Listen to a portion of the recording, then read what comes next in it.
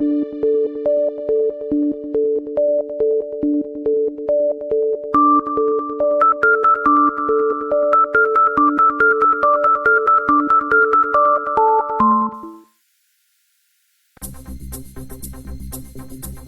presents building my RP3D Prusa i3 acrylic printer. This is the assembling of the frame. Separate all the acrylic parts and lay them out and begin to take the protective paper off the outside. Set aside about 45 minutes to an hour for this, as it's kind of tedious, but it's worthwhile to protect the plastic. Once you have all the paper off, start assembling the larger pieces of the frame. Be sure to use your needle nose pliers because they help you grab the little tiny parts. The bolt is 3/4 inch, and make sure you use the square nut, not the hex nut, but use the square nut for the frame assembly. Use a washer, and you can use a lock washer, but I didn't use it on everything. The 3/4 inch bolt. Start by putting the nut in the frame and put the bolt and washer assembly through and tighten.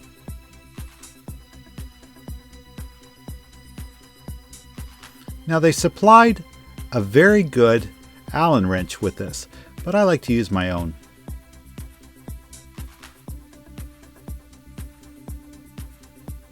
Work your way through filling every hole and slot with the bolts and nuts. Don't over tighten, but make sure it is still pretty snug.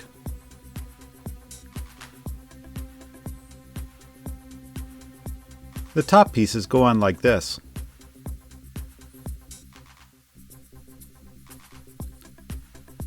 Now on some of the more critical joints, I used a lock washer with the washer. That helps stop vibrating loose. But on most of them, I just used a washer. And I've never had any problem just using a washer before. Lay it on its face to assemble the back piece. This holds the rods threaded and smooth. Now this can go backwards, so to make sure it's right, just line it up with the grooves in the main frame. And even if you get it wrong, you can just flip it around. Here I am laying out all the pieces for the motor mounts. It's a little bit of a puzzle to figure out where each piece goes, but just by working through it and watching this video, you shouldn't have much of a problem. The pieces that are all the same are numbered the same. Here I am assembling the motor mount. Make sure that the plug-in for the wires goes towards the main frame. You're going to need that for later. And also use the 1/2 inch bolts for this one, the shorter ones. But be sure to put on a lock washer and washer to hold it and protect against vibration.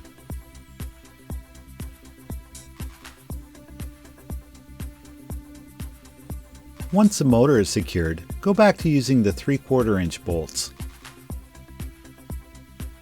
and the square hex nuts, just like before.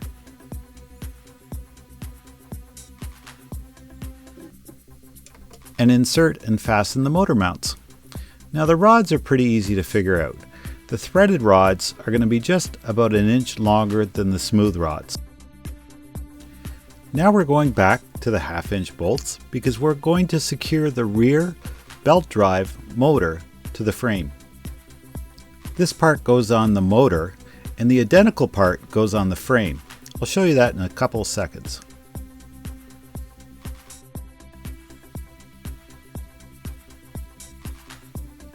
Now we're going to make the double bearing support for the belt. This is in the front. Put on a washer and 2 of the bearings, followed by another washer. Then put on the end support and another washer and tighten the whole assembly together. You don't have to tighten too much.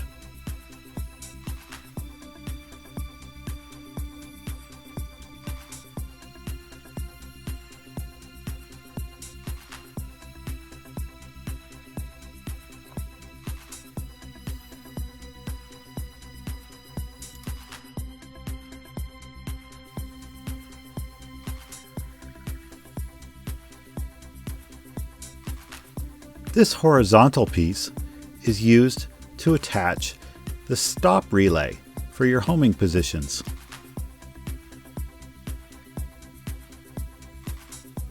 Right beside it, you see the frame motor mount.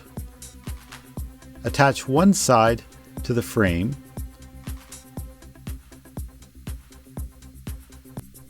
and the motor to the other side. This stabilizes the motor. Now is the time to secure the threaded rod to the frame. I like to lay out the nuts and washers approximately where they're going to go so I don't forget. This is not a special effect. I've done this so many times I've become superhuman fast at threading bolts.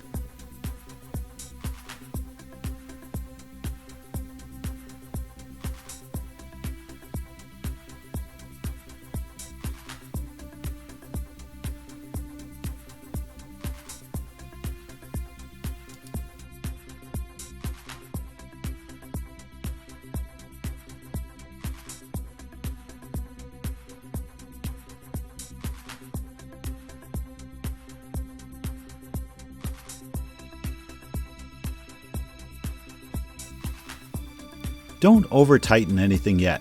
It'll need a bit of adjusting later on.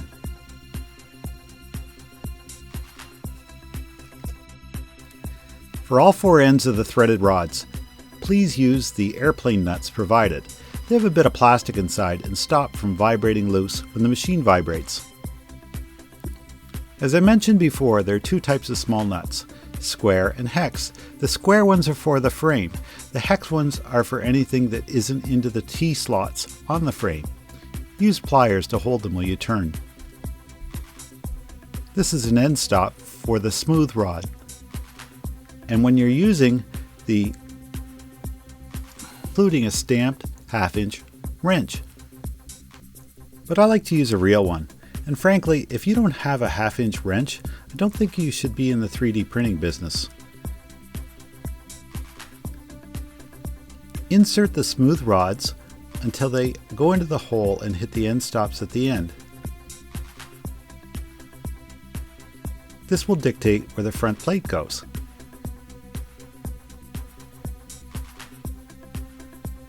The face of the smooth rod and the face of the front plate should be flush, because you're going to put an end stop on there too. Adjust the face plate nuts to approximately where that is. Before I tighten everything up, I like to use a square to make sure I'm straight up and down. You can always readjust this later.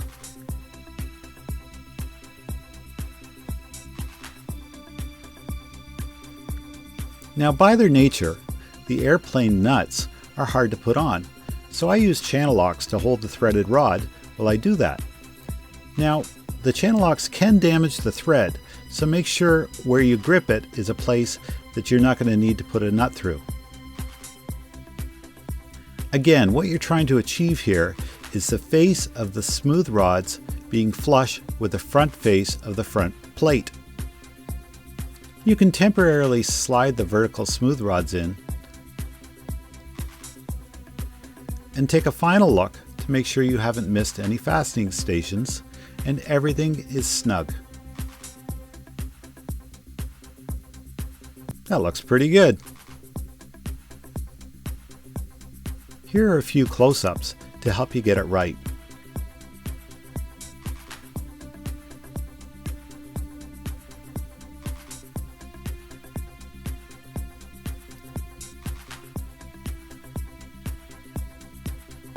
Be sure to subscribe and come back for my next video where I assemble this Y-axis and the heated bed.